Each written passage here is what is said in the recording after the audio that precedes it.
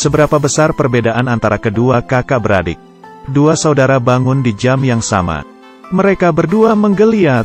Setelah itu, kakak dengan santai berendam di bak mandi. Sedangkan adiknya mandi di kamar mandi yang kecil. Saat sarapan, kakak memakan roti panggang. Adik makan tahu dan nasi buatannya.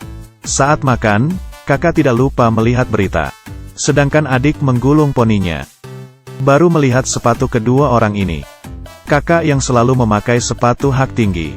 Adik yang selalu pakai sepatu olahraga. Hanya punya satu sepatu hak tinggi yang rusak. Tidak ada cara. Dia harus memperbaikinya sendiri, tidak seperti kakak. Punya banyak tas mewah. Dua orang dengan gaya berbeda keluar dari rumah. Satu yang anggun, yang satunya dengan gaya sederhana. Kakak punya sopir yang mengantarnya kerja. Tapi adik hanya bisa berjalan. Selalu khawatir terlambat, tapi tujuan mereka adalah sebuah tempat yang sama.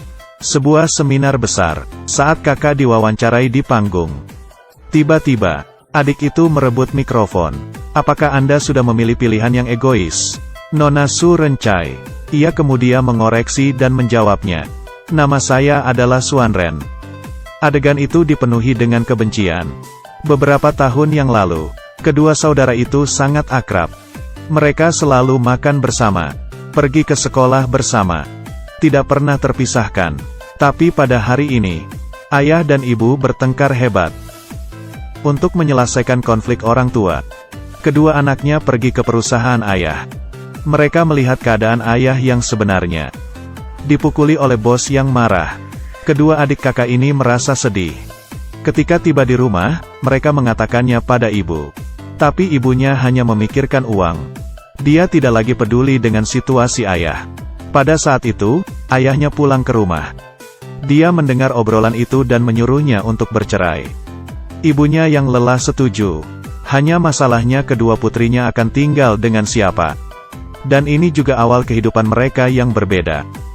Bas akan segera berangkat. Pria ini bergegas ke depan. Kemudian, sebuah mobil menabraknya. Pemiliknya segera turun dari mobil dan meminta maaf. Dia terus meminta maaf. Lalu dia dengan cepat pergi.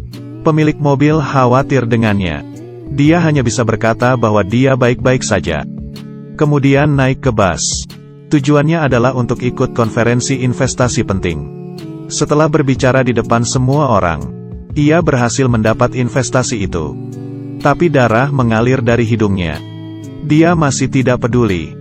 Dengan gembira menghubungi anaknya. Dia akan mengajak kembali istri dan anaknya yang satu lagi. Tapi tidak lama, mereka berdua cerai. Adik ikut dengan ayahnya. Kakak tinggal bersama ibunya. Kedua orang ini masih punya hubungan baik. Tetapi ketika adik tahu bahwa kakak akan pergi ke AS, keduanya saling berkelahi. Hubungan menjadi rusak. Adik tidak mau memberitahu ayahnya masalah itu. Tapi sambil menangis dia berkata ingin makan ayam. Air mata ayahnya mengalir. Jika putrinya tidak punya masalah, ayam goreng akan sangat menyenangkan. Ayah sudah tidak sabar membawa ayam untuk putrinya. Tetapi saat dia masuk ke bus, dia hampir jatuh. Untung ada orang di samping yang menolongnya. Tapi kemudian tangannya mulai gemetar.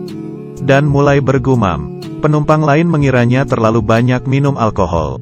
Tapi dia menjawab, saya tidak minum alkohol. Namun nada gemetar membuat penumpang menjadi tertawa. Pria ini mencoba menutupi tangan yang gemetar. Tapi tidak berguna.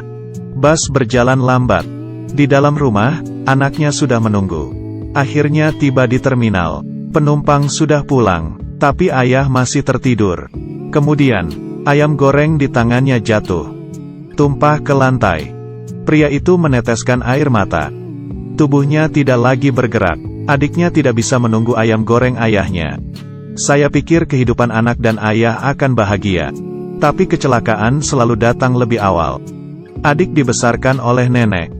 Saat dia besar nanti, dia akan bekerja keras. Jadi dia enggan membeli sepatu hak tinggi. Diam-diam memperbaiki sepatunya. Tapi pikirkan baik-baik, apakah ia bisa menyembunyikan dari kakaknya? Wanita itu membuka toilet. Melepas salah satu sepatunya. Menggunakan spidol mewarnai bagian yang rusak. Tidak ada celah sama sekali. Tidak butuh waktu lama, dia merasa puas. Mengganti sepatu dan memperbaikinya. Kali ini bagian depan sepatu. Akhirnya selesai. Setelah memakai sepatu melihat sekeliling. Sepertinya tidak ada masalah. Mengambil tas dan keluar. Mempersiapkan dirinya bertemu dengan kakak. Bertahun-tahun lalu setelah ayah ibu bercerai. Kakak memilih hidup mewah dengan ibu. Tetapi adik bersikeras tinggal dengan ayah. Keduanya saling tidak setuju dan bertengkar. Pertemuan ini juga berlangsung lama. Sang adik menunjukkan bahwa hidup kakak bergantung pada ayah tiri yang kaya. Kakak melihat sepatu milik adiknya. Tertawa tanpa berkata apa-apa. Kemudian dia mengatakan bahwa pilihan kedua adalah benar. Sangat gembira. Adik langsung berkata dia punya pacar palsu Namdosan. Dan berjanji akan membawa ke pestanya. Karena tidak ada orang yang bernama Namdosan. Ia putus asa mencari nenek. Ia berkata ingin bertemu Namdosan. Tapi itu hanya sahabat pena fiktif nenek. Tidak ada aslinya. Nenek hanya bisa mencari orang yang menyamar menjadi Namdosan. Ini adalah Huayun. Mereka bertemu untuk membahas rencana ini. Tapi kerjasama mereka berakhir gagal. Malam hari, adik datang sendirian ke pesta. Melihat orang asing di sekitarnya.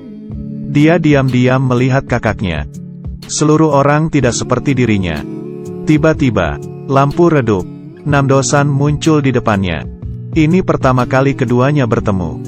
Di pesta ini, sepertinya adik perempuan lebih baik.